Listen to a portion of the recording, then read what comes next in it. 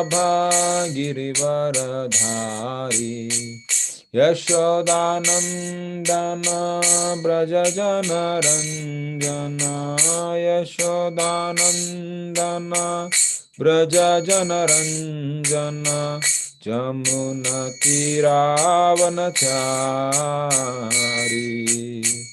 यमुनतीरावनचारी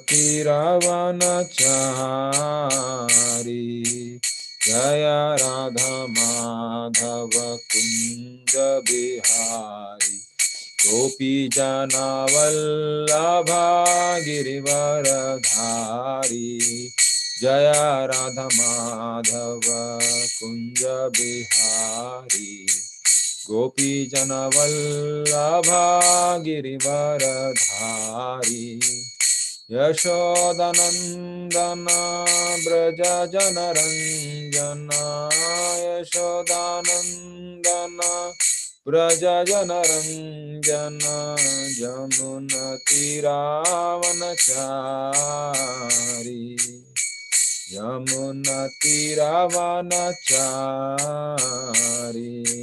जय राधा माधव कुंज बिहारी जय राधा माधव कुंज बिहारी जय राधा माधव कुंज बिहारी जय राधा माधव कुंज बिहारी गोपी जनवल्लभा गिरिवरधारी गोपी जनवल्लभा गिरिवरधारी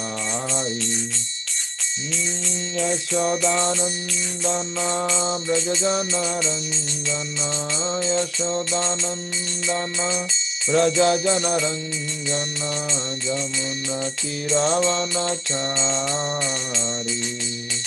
यमुनतीरावनचारी यमुनतीरावनचारी जय राधा माधव कुंज बिहारी गोपी जनवल्लभ गिरिवरधारी यशोदानन्दन व्रजजनरञ्जन यमुनतीरावनचारी यमुनतीरावनचारी जय राधा माधव कुंज बिहारी गोपी जनवल्लभ गिरिवरधारी यशोदानन्दन व्रजजनरञ्जन यमुनतीरावनचारी हरे कृष्णा कृष्ण कृष्ण हरे हरे हरे राम राम राम हरे हरे हरे कृष्ण कृष्ण कृष्ण हरे हरे हरे राम राम राम हरे हरे हरे कृष्ण कृष्ण कृष्ण हरे हरे हरे राम राम राम हरे हरे हरे कृष्ण कृष्ण कृष्ण हरे हरे हरे राम राम हरे हरे हरे कृष्ण कृष्ण कृष्ण हरे हरे हरे राम राम राम हरे हरे हरे कृष्ण कृष्ण कृष्ण हरे हरे हरे राम राम राम हरे हरे जय प्रभुपदा जय प्रभुपदा जय गुरुदेवा Gurudeva Jaya Gurudeva Nitai Gaura Hari Bol Hari Bol Hari Bol Nitai Gaura Hari Bol. Hare Krishna everyone again. So welcome all those who have joined. So just do the Mangalacharan prayers. Om Ajnanatimirandhasya Jnananjanashalakaya Chakshurunmilitam Yena Tasmai Shri Gurave Namaha. Shri Chaitanya Manobhishtam Stapitam Yena Bhutale Swayam Rupa Kadamahyam Dadati Swapadantikam Vandeham Shri Guru Sri Yuta Padakamalam Shri Gurun Vaishnavamscha Shri Rupam Sagrajatam Sahagana Raghunatanvitam Tam Sajivam Sadvaitam Savadhutam Parijanasahitam Krishna Chaitanya Devam Shri Radha Krishna Padan Sahagana Lalita Shri Vishakanvitamscha He Krishna Karuna Sindho Dinabandho Jagatpate Gopesha Gopika Kanta Radha Kanta Namostute तप्त कांचन गौरांगी राधे वृंदावनेश्वरी वृषभानुसुते देवी प्रणमामि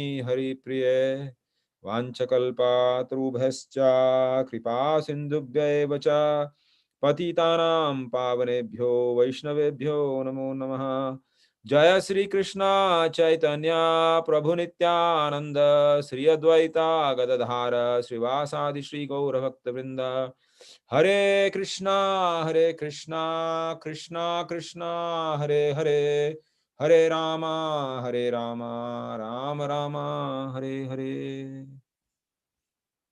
Hare Krishna. So, thank you very much, Chakradari Prabhuji.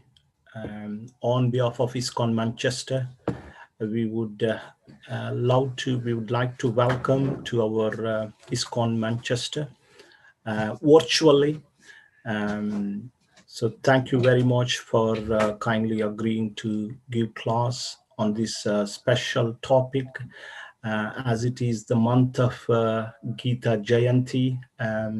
So you've chosen a very nice topic, and we look forward to hearing from you now. A quick introduction to Prabhuji. Chakradhar Prabhu is a consultant, orthopedic consultant, and Mataji's wife Raja Lakshmi, she's a consultant as well, pathologist. They have two children, Haripriya and Gaurang Madhav. We recently had Haripriya on our show, 4-hour Kirtan. Everybody liked it. Prabhuji has been in ISKCON for over 30 years. Jai Ho. Just to sticking to the path for 30 years is an opulence. And Prabhuji and his family have been serving ISKCON Birmingham for over a number of years. And they live close by Birmingham, and they visited our temple many times as well. Prabhuji currently is part of the temple management at ISKCON Birmingham. So thank you very much, Prabhuji. We always wanted to have your class at ISKCON Manchester, but I never thought we're going to meet like this virtually. But nice to have you at ISKCON Manchester. Hare Krishna. Over to you. Hare Krishna, Prabhuji.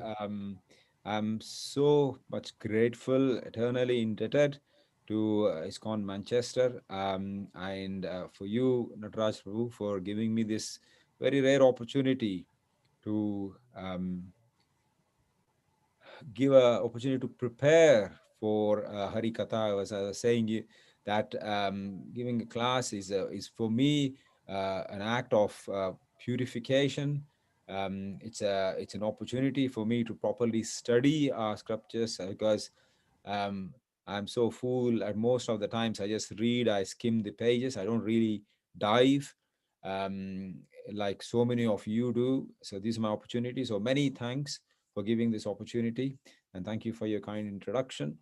And I really beg for all the assembled Vaishnavas on this call to bless me, and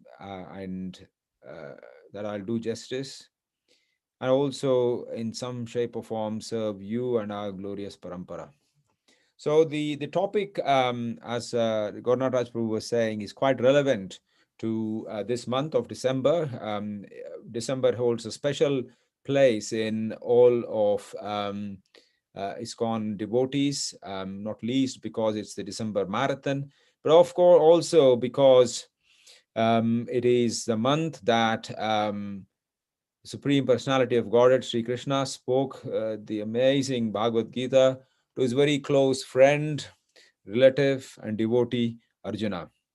So what I thought is that, what better way to celebrate this amazing occasion, which is in 2 weeks' time. It coincidentally happens to be Christmas this year. Yeah, one of those rare occasions.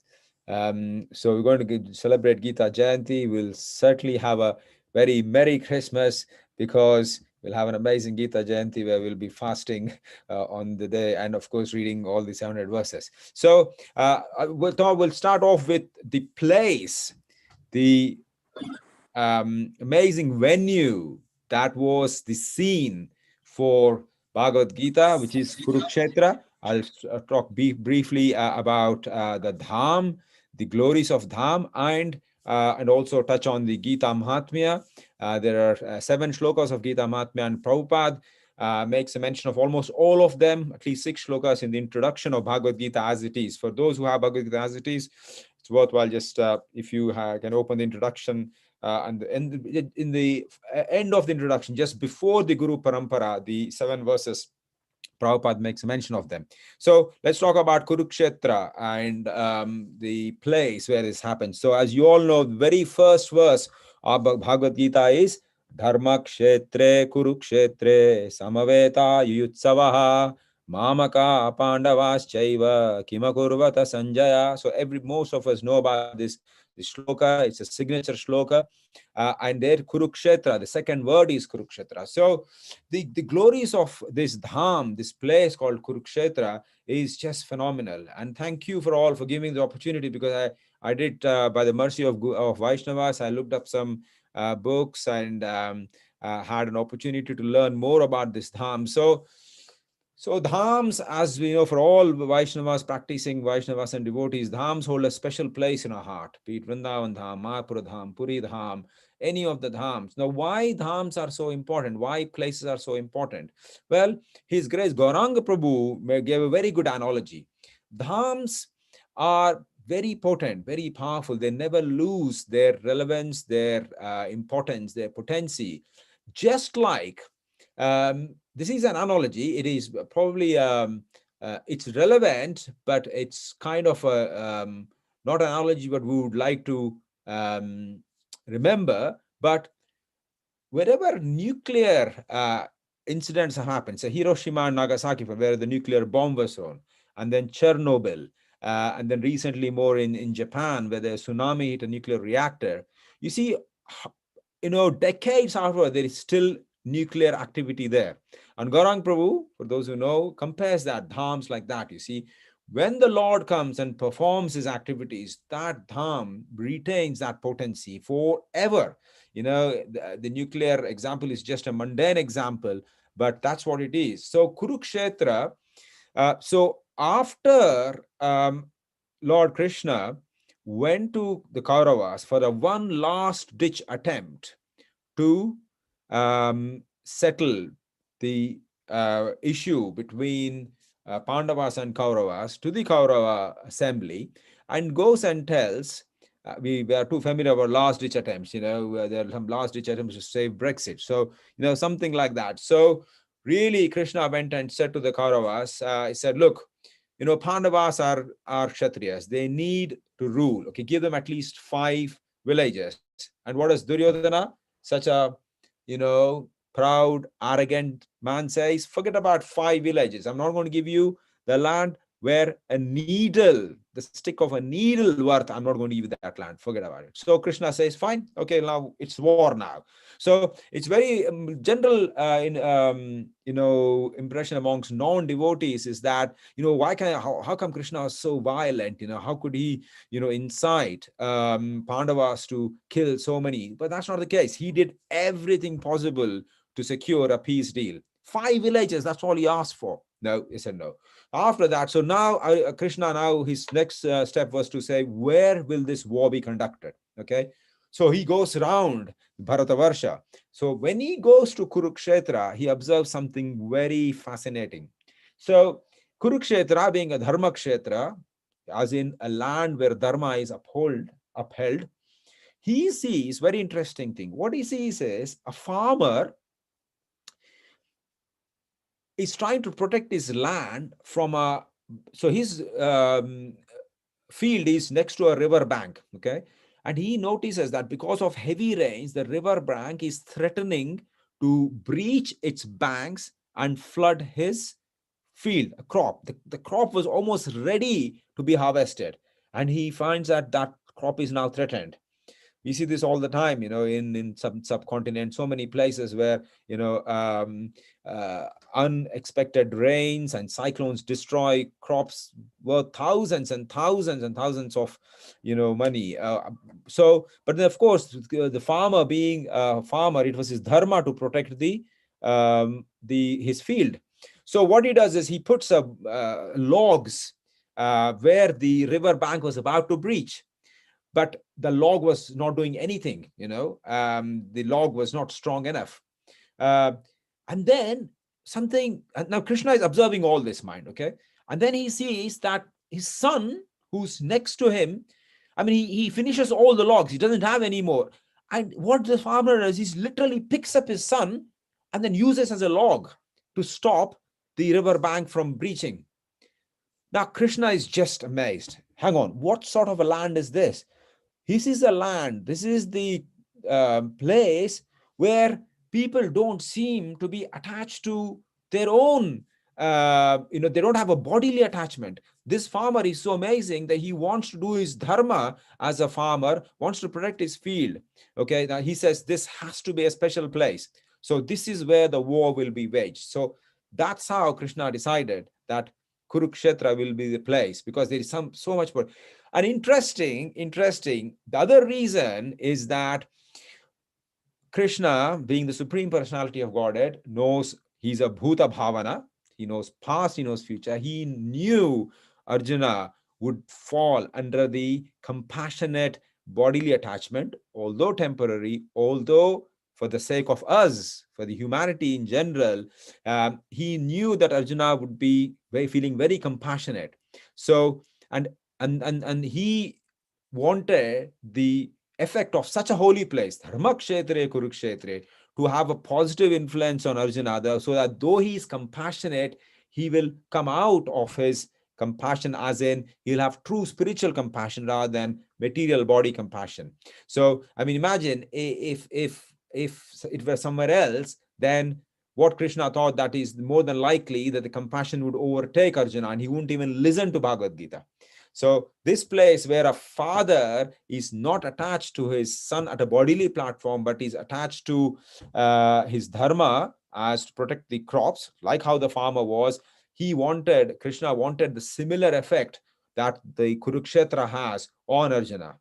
And also Pulatsya Muni in Mahabharata itself, as a part of the Kurukshetra, the Hama Mahima, says that whoever dies, whoever leaves the body in Kurukshetra will attain the highest goal, undoubtedly. So therefore, even to this day, they say, if you leave your body in Kurukshetra, you should never lament the loss of the body, because you are attaining a higher destination. And Krishna knew that that place, there will be millions of soldiers who will be killed. So, and he wanted all of them to attain a higher destination. So that's why he chose Kurukshetra. So Kurukshetra Kuru is one of the emperors in lineage of the Pandavas and Kauravas. They go about 10 generations back. So if you can look at, I've just put a snapshot of the Kuru Dynasty, the dynasty of the moon dynasty. as stated in the 9th canto of Bhagavatam. So here they are Draupadi, Ashwathama. This is the generation of Pandavas.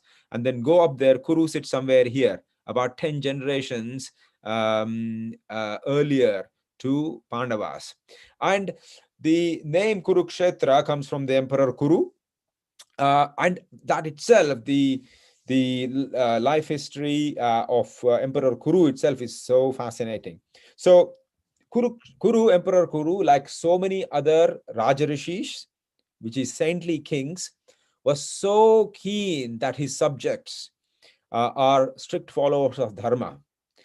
And of course, Krishna says that's anna jnana. So you get, when you do yajna, the food grains are sanctified. When the food grains are sanctified, the memory is sanctified. Now, where do food grains come from? They come from a land. So what Emperor Kuru wanted to sanctify the land in his entire kingdom. So in order to do that, he literally wanted to till the land, to plow the land, and put the seeds of dharma. And of course, what are the main component of dharma? The component of dharma is charity, dana, celibacy, brahmacharya, forgiveness, kshama, cleanliness, shaucham, yoga, austerity, tapa, truthfulness, satyam, and compassion, daya. These are the main seeds of dharma. Okay, so he literally wanted to sow them. So therefore, he does a lot of austerities and then petitions Lord Vishnu. Lord Vishnu comes and says, what do you want, O Emperor Kuru? Kuru expresses wishes. My Lord, I really want to make my land so pure that whoever, and I know the way to make my subjects pure is to make land pure, so that pure grains are produced, so that my subjects will eat pure food and have pure intelligence and memory. So Vishnu says, well, yeah, you can do that, but you must sacrifice. He says, yeah, I'm willing to sacrifice anything. Well, if you want to sacrifice, I want you to chop off your left hand and then put in the ground. That's the only way. Emperor Kuru doesn't even think about a second, takes his hand and just lops his hand off, left hand. There you go, Lord, I have done that. Well, that's not good enough. I need your right hand as well. No problems. Ask his soldiers, come on, lop my right hand off. Gone. Now what, Lord? I need both your legs. No problems. Lop it off. No problems. That was what our saintly kings were. That was the character of Raja Rishis we had once upon a time. Unlike the politicians today, they are completely selfless. They were well and truly, the well-wishing parent of their subjects, who were like all their children. And then Vishnu says, I'm sorry, Kuru, but I need your head as well. So here it is, the soldiers all about to behead the king, and then Vishnu says, no, really, Kuru, I was really testing you. You are a truly Rajarishi. I bless that your land will be the most pious of all lands. And also I'll bless that from this day, this place will be named after you. And therefore, the name Kurukshetra has come about. So for just a brief, for those who don't know where Kurukshetra is about 118 kilometers north of Delhi. It's about 3 to 4 hours by road. So I never been to Kurukshetra. I should have actually asked the audience if they have been to Kurukshetra. Maybe on the chat, you probably can reply if you have been to Kurukshetra, and do share your experiences there. And most importantly, please bless me and my family that one day we'll go to Kurukshetra. I've got a great longing to go to Kurukshetra. The next time I'm going to Delhi, of course, we go to Vrindavan via Delhi, but I hope that Lord Krishna and Arjuna and the mercy of Vaishnavas will make it one day. I'll put the screen back on. Okay, so there are just few places of importance in around Kurukshetra. So Kurukshetra, about 10 kilometers from Kurukshetra town, is called Jyotisar. Jyotisar is exact place where Lord Krishna spoke Bhagavad Gita 5,000 years ago. And we are obviously celebrating the anniversary of that this Christmas. And I mean, you can see the very presence of Lord Krishna and his amazing devotee Arjuna is what makes it so special. Again, Krishna says in Bhagavatam that, in fact, in the 10th canto, where, again, describing Kurukshetra's glories, that what makes dhams, what makes a holy place is, yes, the water, yes, the land, yes, the temples, but the thing which makes holy places so special are the Vaishnavas, are the devotees who live there, who really propound the glories of that dham across the world, just like Prabhupada. Srila Prabhupada went from Vrindavan, and now Vrindavan is known entire world because of Prabhupada, and therefore so important. So similarly, Kurukshetra has been visited by some amazing personalities, Shankaracharya, Ramanujacharya, Madhvacharya, Vallabhacharya, Nimbarka Swami. So all the four, bona fide traditions, Vaishnava traditions, leaders were there. And of course, our own Nityananda Prabhu, Chaitanya Mahaprabhu also visited this place, Jyotisar. And this is a banyan tree there, which is still, the banyan tree is a witness. It says there in English, in Hindi, that Akshaya Vatvrak, Srimad Bhagavad Gita ka Sakshi. In other words, witness of celestial song Bhagavad Gita. And so there is this another place called Bhishma Kund or Banaganga in Kurukshetra, near Kurukshetra. Now, Bhishma, all we all know, is such a central figure in Mahabharata. And as we all know, Bhishma was a son of Shantanu, and I won't go too much into detail for the lack of time. But Bhishma is defeated. I put the words defeated in quotes because Bhishma on the 9th day of Mahabharata war is really provoked by Duryodhana. He says, Duryodhana says, "Oh grandfather, you're being very lenient, very partial to Pandavas. You have vowed your allegiance to Kauravas. This is what you're doing." And Bhishma, he wreaks havoc amongst the Pandavas, and he annihilates half of the Pandava army on day 9. And at the evening of day 9 of Mahabharata, Pandavas are so worried. They go to Krishna and say, "Krishna, look, if Bhishma fights the same way as he has fought today, i.e. the 9th day, tomorrow, the 10th day, will be finished. No chance." So Krishna says, "Okay, you go and speak to Bhishma Pitama, okay, and ask him." Pandava says, "Ask what?" "Well, ask him how to defeat him." and here he is, Pandavas, they loved Bhishma Pitama. He was their grandfather. He was almost like a father figure, because remember, they didn't have Pandu. So Bhishma really brought up Pandava with so much of love and care. So they go to the to Bhishma's tent and say, "Oh grandfather, we love you more than our life, okay? But Lord Krishna has asked us to ask you, how do we kill you?" That's the question they asked. And Bhishma Pitama is overjoyed. I mean, why would someone be overjoyed if someone wants to kill you? But he is overjoyed because it was Lord Krishna's wish that his end come. And of course, for a devotee, what more great opportunity than to serve the Lord. So Bhishma says, "No problems, I'll tell you what to do. Shikhandi, get Shikhandi and face me, because I vowed that I won't ever kill a woman." And Shikhandi was half woman, half man, and he had a will to convert into man, woman at his will, by the grace, by the boon given by Lord Shiva. So anyway, cut long story short, Shikhandi comes and they fire all the bows, and of course Arjuna is so loving. He shoots arrows just enough to penetrate the armor of Vishnu. It does of Bhishma, and he completely covers him. And of course, Bhishma lies on the bed of arrows. And of course, Bhishma is lying there, and he is very thirsty. So he asks water, and Arjuna fires an arrow into the river, into the earth, and Mother Ganga, who is of course Bhishma Pitama's own mother, is more than happy to serve her illustrious son.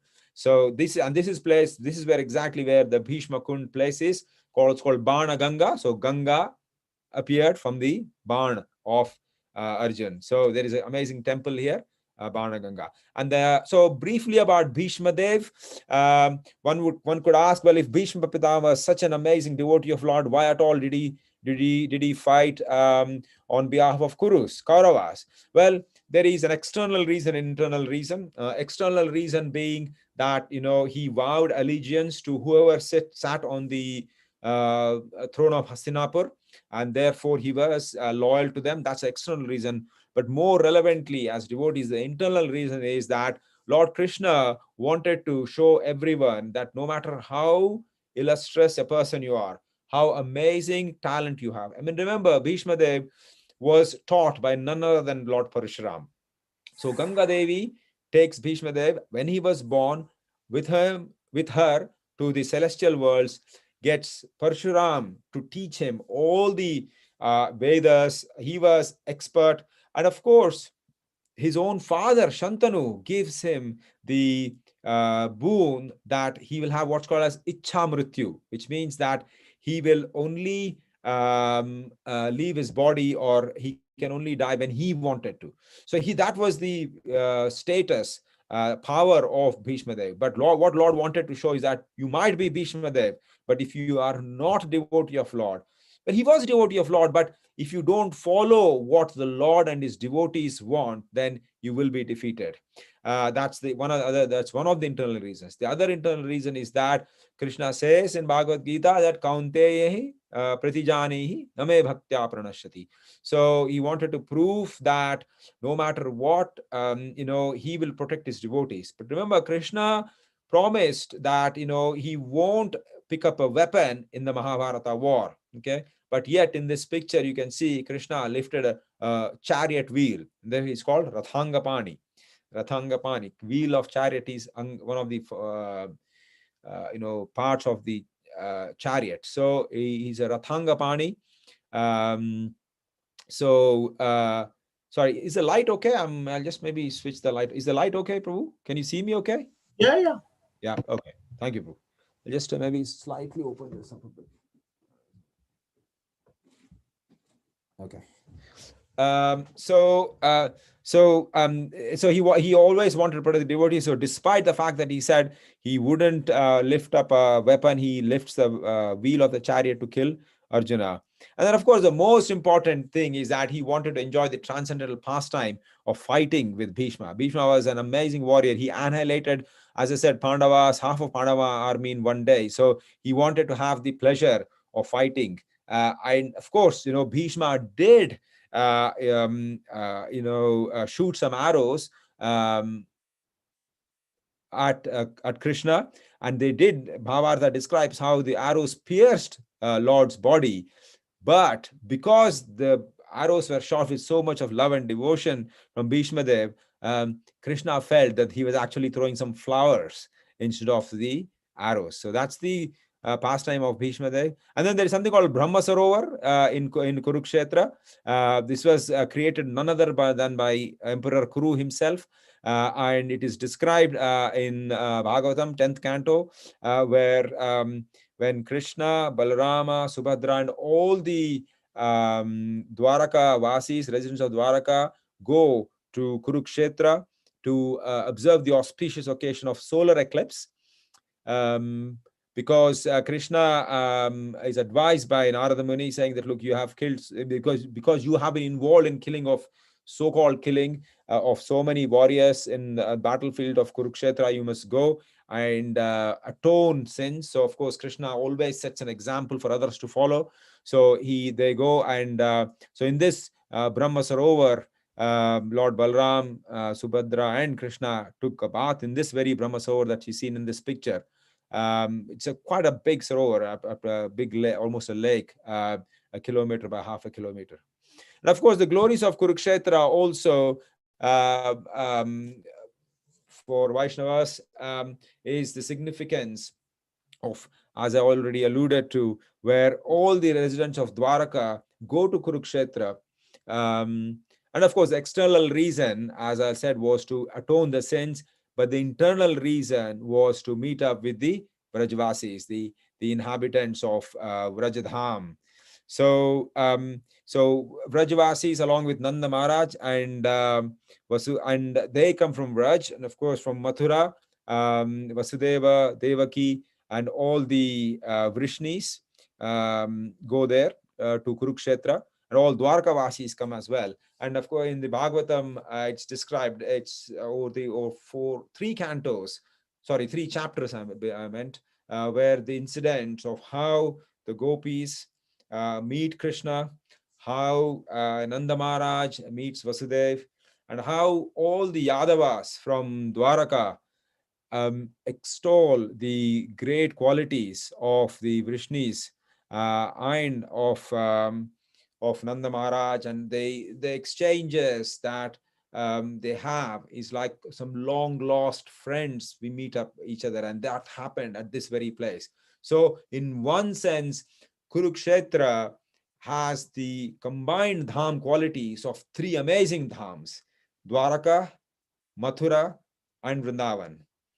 Nanda Maharaj and Yashoda and all the Vrajvasis from Vrindavan, all the Vrishnis headed by Devaki and Vasudeva from Mathura, and of course, all the Dwaraka Vasis. And of course, the relevance to us, of course, is Rath Yatra. Every year we have Rath Yatra, and we all know what Rath Yatra signifies, because the Vrajvasis see Krishna in that very royal and opulent form, and they just don't like it. They just, in fact, they do describe Krishna as, oh, you are the master of the universe, you are maintainer. But, externally they are praising Krishna, but internally they are what acharyas say is that they really didn't have that same amount of love that and the feelings that they would have if Krishna was more of a cowherd boy. They say, look, we recognize you as that cowherd boy wearing a peacock feather, flute in his hand on the banks of Jamuna. You are such a royal opulent. And Krishna assures them, Naparayaham, what you've done, I can never repay your debt that I owe you. And of course, all the gopis say, come with us to Vrindavan. So they literally take the horses of the chariot of Jagannath, Baldev, Subhadra and pull. So they get rid of the horses and they start pulling the chariot towards Vrindavan. Of course, it is from a physical sense, from a geographical sense. You could say, well, how did they pull all the way from Kurukshetra in Haryana, north of Delhi, to Vrindavan? Of course, that is a very mundane and a material way of looking at things. It is more to do with the consciousness, more to do with their feelings, and that's why we celebrate Rath Yatra every year, which is where Lord Jagannath in Puri is being pulled from the Jagannath temple towards the Gundicha temple. Jagannath temple representing Kurukshetra and Gundicha temple representing Vrindavan. Some say Jagannath represents Dwaraka also. So that is the glories of Kurukshetra. What can I say? So please, bless me that one day I'll go to that holy dham. So now let's move on to the glories of Srimad Bhagavad Gita. So as I said, there are 7 shlokas that Srila Prabhupada uses in the introduction of Bhagavad Gita as it is, the last final pages. And Gita Mahatmya, the 7 shlokas, is written by Shankaracharya, Adi Shankaracharya.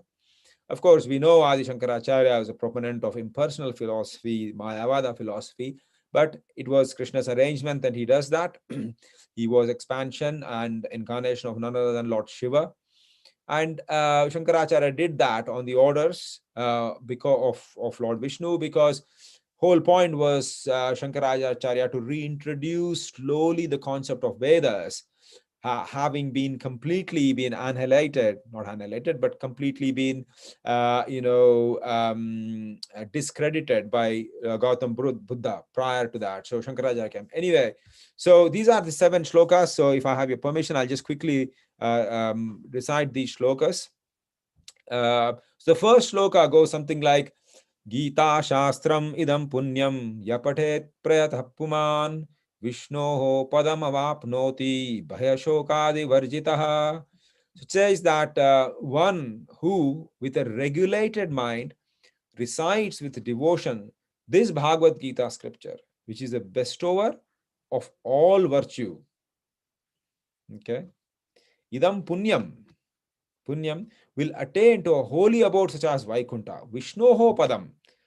Vaikuntha is Vishnu's padam, lotus feet of Lord Vishnu, residence of Lord Vishnu, which is always free from mundane qualities based on fear and lamentation. So bhaya and shoka, fear and lamentation, is so prevalent and prominent amongst the material world.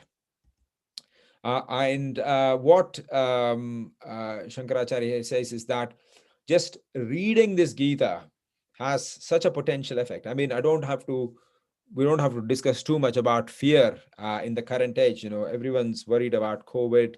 And now that we have a vaccine around the corner, you know, we don't know what might be the side effects, if any. I think by and large, it is a safe vaccine, but we might have vaccine, and then, you know, something else will always be there. You know, fear of what? Fear of birth, death, old age, disease is always there in the material world, because this world is kuntha. Kuntha means anxiety, whereas Vaikuntha is there is no anxiety.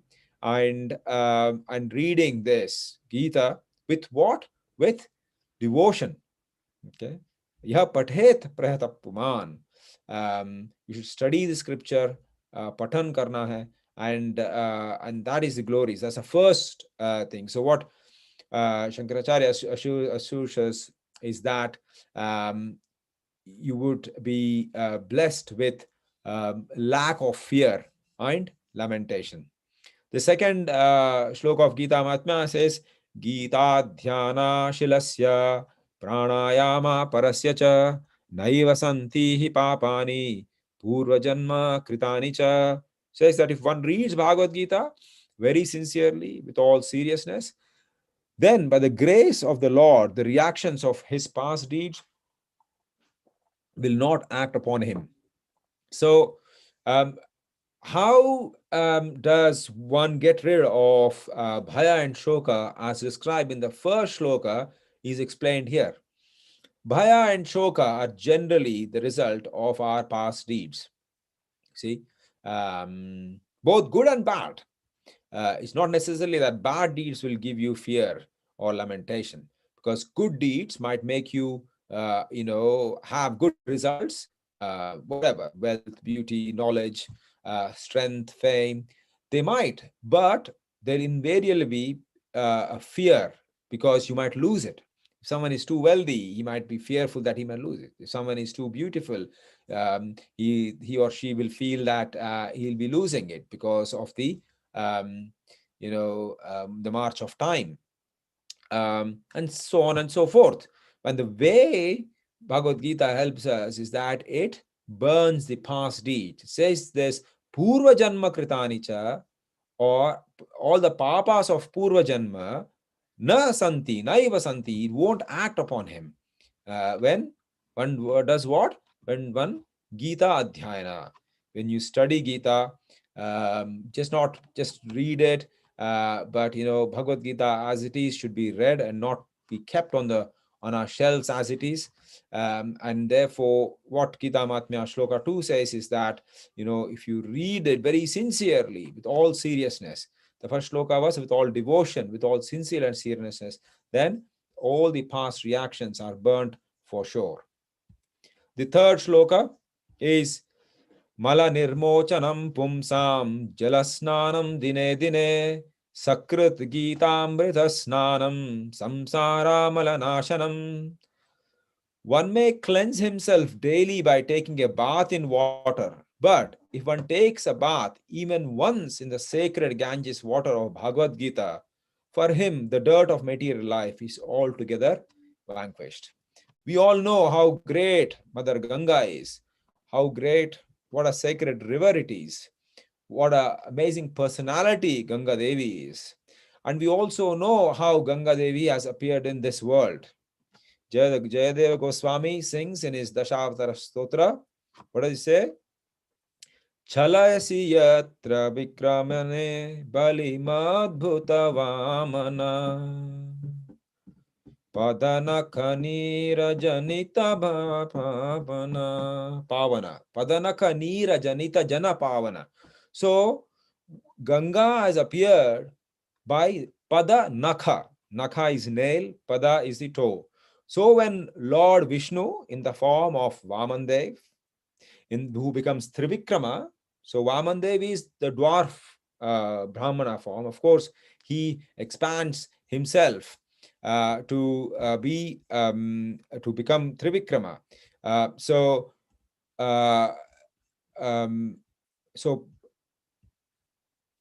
and Ganga is so sacred. The only reason Ganga is so sacred is because it touches the nail tip of the toe of Lord Vamandev or Trivikrama. So when Ganga, which has touched the toe, is so sacred and which has the potency to burn all the sins, imagine what Gita, the 574 shlokas that Lord Krishna spoke in the Gita, what potency they have, because that has come from the lotus mouth, lotus lips of the Lord. So therefore it says, Mala nirmochanam pumsam jalasnanam dine dine.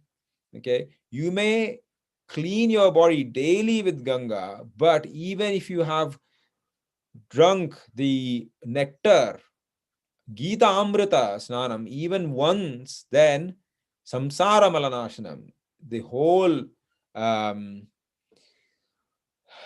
the awkward situation of material inconveniences is completely burned by Gita. Then the next shloka, fourth madhya, is Gita Sugita Kartavya Kimanyaihi Shasta Vistaraihi Ya Swayam Padmanabhasya Mukha Padmat Vinihsita. This is this few lines are written by Prabhupada. In the introduction, he says that His Divine Grace says, because Bhagavad Gita is spoken by the Supreme Personality of Godhead, one need not read any other Vedic literature. One need only attentively and regularly hear and read Bhagavad Gita. In the present age, people are so absorbed in mundane activities that it's not possible for them to read all the Vedic literatures. But this is not necessary. This one book, Bhagavad Gita, will suffice because it is the essence of all Vedic literatures, and especially because it is spoken by the Supreme Personality of Godhead. Okay. Kimanyahi Shastra Vistarahi. You don't need any other Vedic literatures. Of course, we read Bhagavatam, we Chaitanya, they of course further extol the glories of Lord. But what Prabhupada says here is, they are absorbed in so many mundane activities, mundane literatures, but you don't need, once you know, that is the glory of Gita. Then the fifth shloka says that Bharatamrita sarvasvam Vishnuvakrat Vinishritam Gita Gangotagam Pitva Punarjanma na vidyate.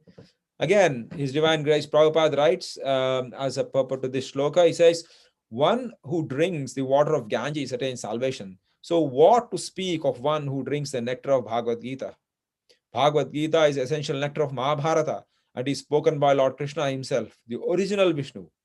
Bhagavad Gita comes from the mouth of the Supreme Personality of Godhead, and the Ganges is said to emanate from the lotus feet of the Lord.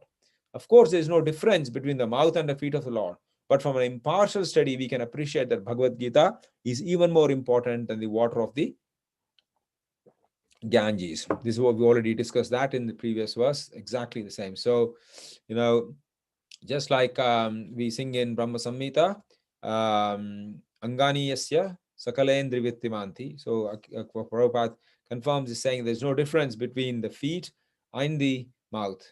But yet Bhagavad Gita is there no matter where you are, no matter wherever you are in the world.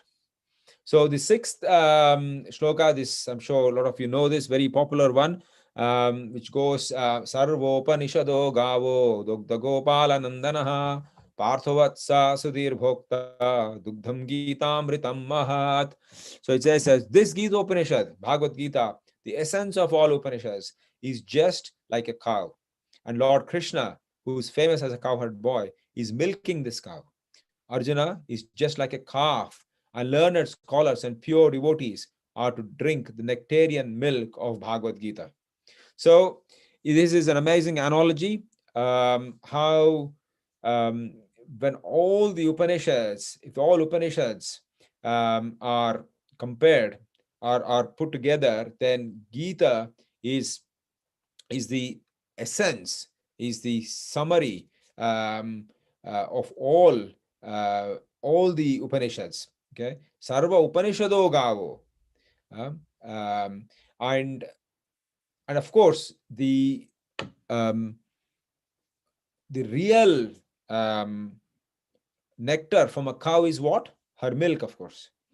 And only those who are expert at milking a cow. Now, milking cow is, for those who have had experience of milking a cow, it's not easy.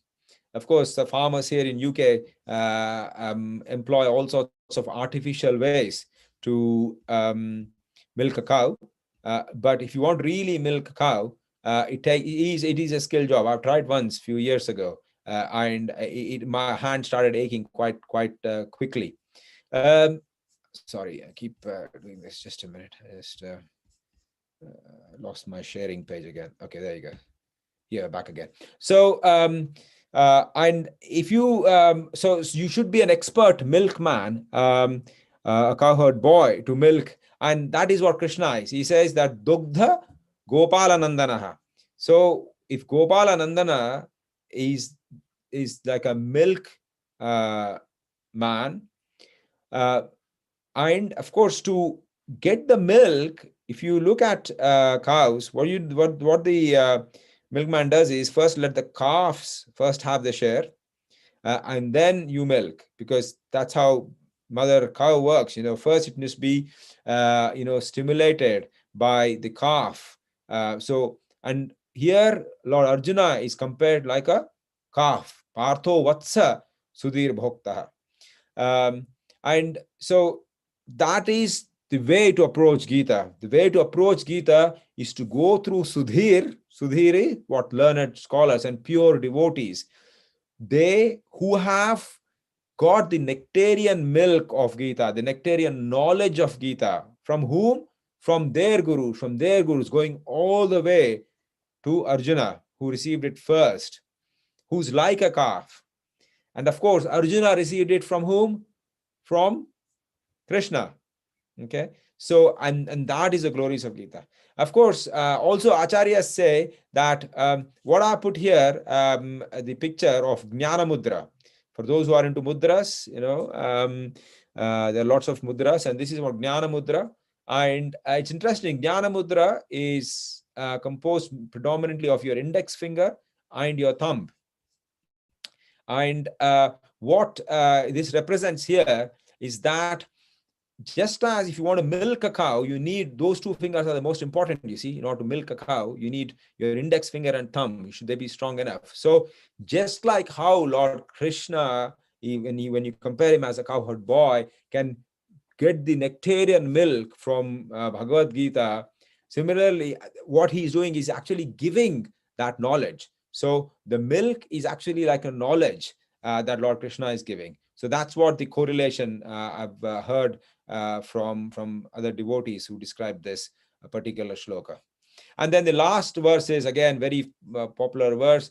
It says, Ekam Shastram Devaki Putra Gitam, Eko Devo Devaki Putra Eva, Eko Mantrastasya Namani Yani, Karmapi Ekam Tasya Devasya Seva. So again, Prabhupada writes, in this present day, people are very much eager to have one scripture, one God, one religion, and one occupation.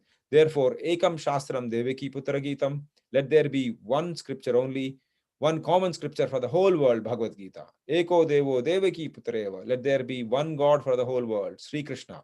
Eko Mantrastasya Namani, and one hymn, one mantra, one prayer, the chanting of his name. Hare Krishna, Krishna Krishna, Hare Hare, Hare Rama, Rama Rama, Hare Hare. Karmapi ekam tasya devasya seva. And let there be only one work, the service of the Supreme Personality of Godhead. What else have I got here?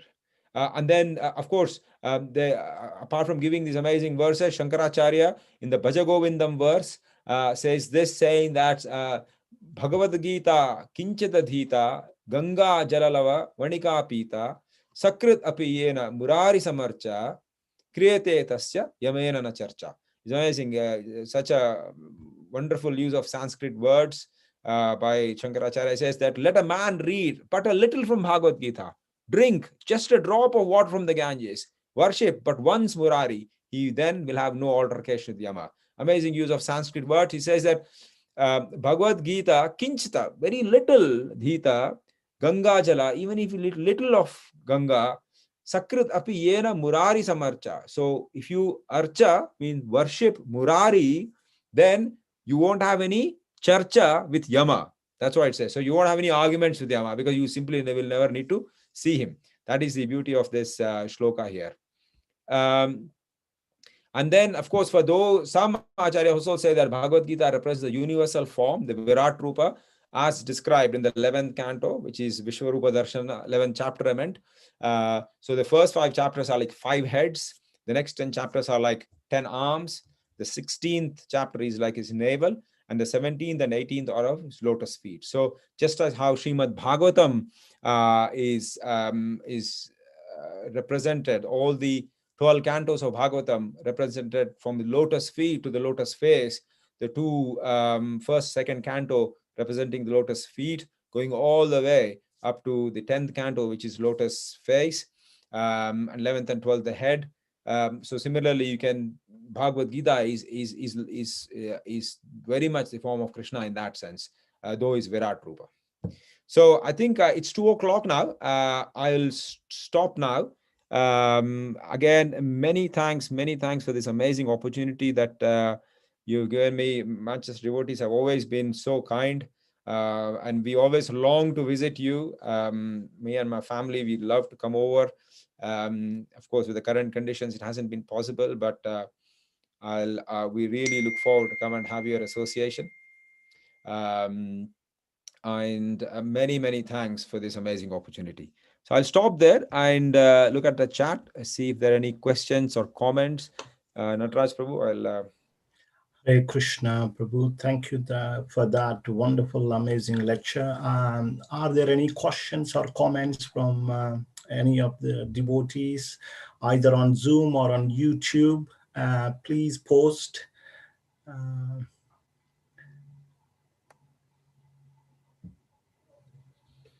I can't see anything here on YouTube, but let me just say something in the meantime if anybody asks to ask anything. Prabhu, thank you so much for taking us on a tour to Kurukshetra. So we are here in Manchester, but you took us to Holy Dham, Kurukshetra, and nicely described various pastime places in Kurukshetra, Holy Dham, where Bhagavad Gita was spoken and the battle was taken place. Thank you so much for that. And also you nicely mentioned about Kuru, how great he was, how determined to sacrifice his own life. And so that's why the place was named after him, Kurukshetra. So all the Pandavas and Kauravas, actually the descendants of Maharaj Kuru. And later, like you talked about the glorification of Bhagavad Gita, Gita Mahatmya. So when we were hearing, like I felt like our dirt was going away. So it is said, when you take bath, the dirt will go away. Similarly, when we hear Gita, when we read Gita, the dirt of material existence goes away. So we felt like that was going. And also you mentioned about how one need not to have an argument with Yama, Lord Yama. Hopefully all of us all of us need not to argue with Lord Yama. So by coming, to the shelter of Srila Prabhupada, and we have practical examples in our movement. How many people have taken shelter of this Bhagavad Gita, and how much they were purified. This is just in practice. Our movement is a result of practicing Bhagavad Gita, isn't it? Absolutely. So Gita Mahatmya, when practiced, our movement comes out. We see so many people in our, actually I can see my own past, and we all can see our own past and think that where were we and where are we now. Just applying that Gita in our life. Prabhu, that was simply amazing. Thank you so much once again for being with us, for giving your association. And hopefully when this pandemic is gone away, maybe we can meet you face to face in Manchester one day. Thank you, Prabhuji. Thank you. I've just written in the chat box if anyone has visited, and Madhav Kumar Prabhu has been there. Raj Tanda, Ram Nityam, the Prabhu has been there as well. Of course, they're so blessed to be born in that part of the world. We have some saints among us now. Yeah, absolutely. Oh, absolutely, Prabhu. They have been to that holy dham. Now, I was just thinking that what an amazing dham it is, and the pastimes that have happened is just so amazing. So thank you once again for giving the opportunity, and with all humility, I offer my obeisance to all the Vaishnavas. Vanchakalpadrubhascha kripa sindhubhyevacha patitanam pavanebhyo vaishnavebhyo namo namaha. Thank you, Prabhuji. Thank you very much, Chakradhari Prabhu. Very beautiful lecture. Very wonderful. First time hearing detailed information about Kurukshetra.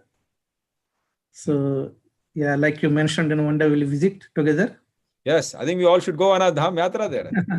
Yes. Vrindavan, Kurukshetra, I don't think it should be it's 3 or 4 hours drive. So I was just thinking, we've been to Vrindavan so many times. Maybe we should have just gone visited once. I thought next time around, I'll just fly from here to Delhi, and then Birmingham, Delhi, take an Air India flight, and then one night overnight. Air India flight. Yeah, and then so that's what I thought we should do. But of course, like everywhere else, these dhams are amazing places. Unless you beg. Yes, from Delhi, it's not that far, Kurukshetra. I know. Yeah. So, of course, Dham Vasi, like everywhere else, Dhameshwar, Lord Shiva must be pleased with us. He should go visa, Mataji. Without his visa, we won't get even here. In fact, you can see that there is word visa in Shiva, you see. So unless there is Shiva's visa, we can't go there. Yeah, that's true. Thank you, Bruce. Thank you. Yeah, so thank you very much. Prabhupada mentioned in the purport of that first verse of Bhagavad Gita compared with the paddy field where unwanted weeds will be taken off. Yeah. So just like, while hearing your lecture, I am just feeling like our heart is like a Kurukshetra. Yeah, where there are so many unwanted weeds, but Krishna as a super soul always speaks Bhagavad Gita within our heart. Yeah. And it is our duty just follow the instructions of Lordships. So true. Thank you, Prabhu. Thank you, Radha Prabhu. Radha Mohan Prabhu, have you got anything to comment? No, Prabhuji, I was just drawn to Chakradhari Prabhu's wonderful presentation today. It was so mesmerizing presentation that you gave about Bhagavad Gita. Thank you so much. I was considering that, you are a great disguise, you're an orthopedic surgeon, but inside, you are a hidden saint who has really digested the Bhagavad Gita, to the core. So thank you so much, Prabhuji, for sharing your, inner realizations and giving us, entry into this Kurukshetra Dham. Thank you so much, Prabhuji. Very grateful to you, Prabhu. Prabhuji, you have identified right, Prabhu. I'm disguised, but I'm a disguised sinner, Prabhuji. That's what I am. Thank you. Prabhu, thank you for arranging the class from Sridham Prabhu and Kishori Mataji. What an amazing class, the amazing realizations and the narrations they had. Wow. Some of the disciples, especially that surgery and the Aeroflot. Oh my, that is far off. Very nice. Thank you, Prabhu. Thank you. Thank you, Prabhuji. Hare Krishna. So we started reading a couple of quotes from Prabhupada every day. We only started yesterday. We'll just read a couple of quotes.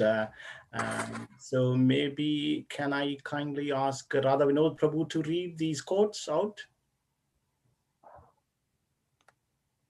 Yeah. Bhagavad Gita is also known as Gita Upanishad. It is the essence of Vedic knowledge and one of the most important Upanishads in Vedic literature. Unless one reads the Bhagavad Gita in a submissive spirit, it is very difficult to understand Bhagavad Gita because it is a great mystery. It's from Bhagavad Gita introduction. Very beautiful quotes. Thank you, Prabhuji. Thank you very much. So we plan to read a couple of quotes at the end of the class. So thank you, everyone. Just a couple of quick announcements. I've been mentioning ISKCON Manchester is planning to organize a complete Gita recitation, Sanskrit recitation on Christmas Day. That is on 25th December, starting from 1 p.m. And we are planning to do a fire sacrifice toward the end to have a nice conclude. And on the 27th Sunday, we will recite all the English translation, 700 verses. And on 31st night, ISKCON Manchester is planning to hold a special program, and we will let you know those details. So that's it from my side. Thank you, everyone. Anything from book table, Madhav Kumar Prabhu? Hare Krishna Prabhu, the flyer will be out shortly. Gitas are available in Manchester for anybody to take for distribution. Wonderful time of the year to share with friends and family. We are available at your service. Also, just to thank Chakradhari Prabhu for the wonderful sharing on Dham Mahima. Chakradhari Prabhu, if you're still there, whenever you plan, I'm happy to be your co-host, having been there a couple of times. Thank you, Prabhu. I really look forward to. You're a Dham Vasi, so fortunate to have been there. Dinabandhu Prabhu has some nice contacts for accommodation as well, so we can have a good time. Looking forward for that, Prabhu. Really thank you. Okay, so thank you very much, everyone. Grandharaj Bhagavad Gita ki jai. Srila Prabhupada ki jai. Nitai Gaura Premanandi. Hari Hari. Hare Krishna. Vanchakalpatarubhyascha Kripa Sindhubhyo cha Patitanam Pavanebhyo Vaishnavebhyo Namo Namaha. Hare Krishna. See you on Friday. No, there's one more session. And that's